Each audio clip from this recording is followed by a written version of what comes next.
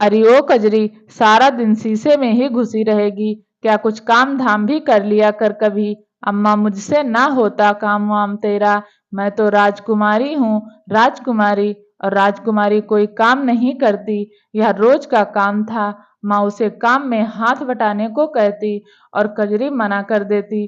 दरअसल कजरी का रूप रंग ही ऐसा था जैसे कुदरत ने पूरे जहां की खूबसूरती उस पर उड़ेल दी हो। बंजारों के कबीले में आज तक इतनी खूबसूरत ना तो कोई बेटी थी और ना ही बहू।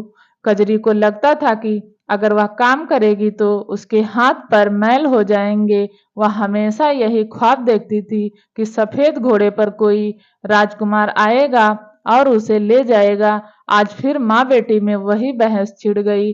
अरे ओ कमबख्त, कुछ तो मेरी मदद कर दिया कर। घर और बाहर का सारा काम अकेले जान कैसे संभाले। तुम्हारे बापू थे तो मदद कर दिया करते थे, तू तो करम जली, सारा दिन श्रृंगार ही करती रहती है। अरे कौन सा महलों में जाकर सजना है तुझे, रहना तो इसी मिट्टी में है और सोना इसी तंबू में है। देखना, अब ना एक दिन मेरा राजकुमार आएगा और मुझे ले जाएगा।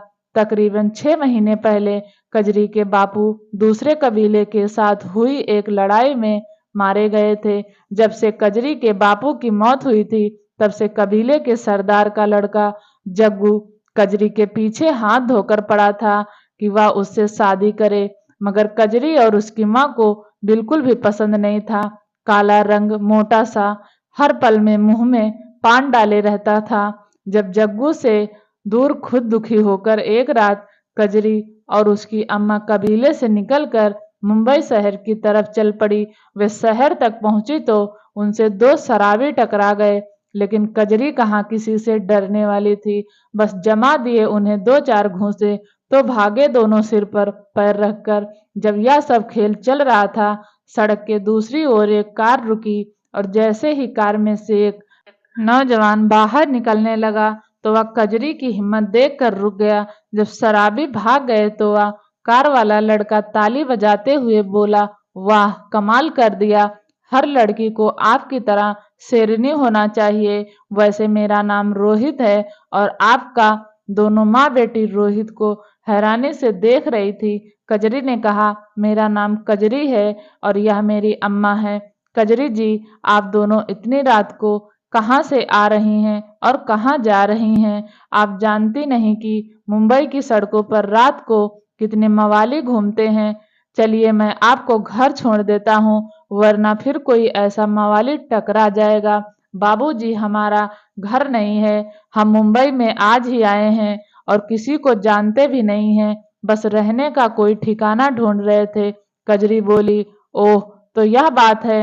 अगर आप लोगों को ऐतराज ना हो तो आप दोनों मेरे साथ मेरे घर चल सकते हैं। मेरे घर में मैं और रामू काका रहते हैं। आज रात वह रुक जाइए, कल सुबह जहां आपको सही लगे चले जाइएगा। इस वक्त अकेले रहना ठीक नहीं। रोहित ने अपनी बात रखी। मजबूरी में दोनों माँ बेटी रोहित के साथ चली गईं। कजरी ने अपने बारे में रोहित को सब बताया, रात उसके घर में गुजारी और सुबह जाने की इजाजत मांगी। रोहित ने कजरी की अम्मा से कहा, माँ जी आप जाना चाहे तो जा सकती हैं, लेकिन इस अनजान शहर में जवान लड़की को कहाँ लेकर भटकोगी। आप चाहो तो यहीं पर रह सकती हो, वैसे भी इतना बड़ा घर सूना सूना लगता है। कजरी ने रोहित से पूछा, आप अकेले क्यों रहते हैं? आपका परिवार कहाँ है? मेरे माता पिता एक हादसे में मारे गए थे। रामू काका ने ही मुझे पाला है। अब तो यही मेरे सब कुछ हैं। ठीक है बेटा, कुछ दिन हम यहाँ रह जाती हैं, पर हम ठहरी बंजारन, कहीं तुम्हें कोई बोल ना दे। कजरी की अम्मा ने बताया, बंजारे क्या इंसान नहीं होते? आप ऐसा क्यों सोचते हैं? बस आप यहीं रहेंगे, मुझे भी एक माँ मिल जाएगी। रोहित के जोर देने पर वे दोनों वहीं रहने लगी। रोहित ने कजरी को शहरी कपड़े पहनने और वहाँ के तौर तरीके सिखाए। कजरी को पढ़ने का भी शौक था, इसलिए रोहित ने घर पर ही एक टीचर का इंतजाम करा दिया। इसी तरह 6 महीने बीत गए। अब कजरी पूरी तरह बदल चुकी थी। वह एकदम शहरी तितली बन गई थी। वह थोड़ी बहुत इंग्लिश बोलना सीख गई थी। अम्मा घर पर खाना वगैरह बना देती थी और कजरी ने रोहित के साथ ऑफिस जाना शुरू कर दिया था। रोहित धीरे धीरे कजरी के नजदीक आने लगा था।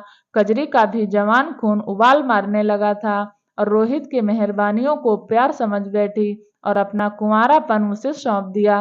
रोहित कजरी से अपनी हवस को पूरा करता। एक दिन रोहित कजरी को एक बिजनेसमैन के पास लेकर गया। जैसे ही मीटिंग खत्म हुई, रोहित ने कजरी को मीटिंग वाले आदमी के साथ जाने को कहा।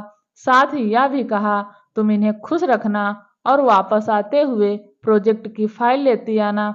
खुश रखना मतलब क्या है आपका? मैं आपसे प्यार करती हूँ, क्या आप मुझे किसी के भी साथ भेज दोगे?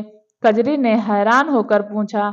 कजरी की इस बात पर रोहित ठहाका लगाकर हंसा और बोला, एक बंजारन और मेरी प्रेमिका, तुमने यह सोचा भी कैसे? वह तो तुम्हारी खूबसूरती पर दिल आ गया था मेरा, इसलिए गुलाब की कली को बाहों में लेकर मसल दिया। मैंने तुम पर काफी खर्च किया है, अब उसके बदले मेरा इतना भी हक नहीं कि कुछ तुमसे भी कमा सकूं। तुम्हारी एक रात मुझे इतना बड़ा काम मिलेगा, कम से कम तुम्हें एहसान समझ तो जाना ही चाहिए ना। रोहित की इस तरह की बातें सुनकर कजरी आंखों में आंसू लिए चुपचाप उस शख्स के साथ चली गई। शख्स ने कजरी को रात भर गुलाब के फूलों की तरह मसला, लेकिन अगले दिन वह जब घर आई तो अम्मा से बोली, चलो अपने कबीले वापस चलते हैं, बंजारन के लिए कोई राजकुमार पैदा नहीं होता। अम्मा ने कजरी के भाव समझकर चुपचाप चलने की जारी कर दी और वे दोनों रोहित को बिना बताए अपनी बस्ती की तरफ निकल गई। ये कहानी कैसी लगी? अगर अच्छी लगी तो प्लीज़ चैनल को सब्सक्राइब कर दीजिए और वीडियो देखने के लिए आपका बहुत बहुत धन्यवाद।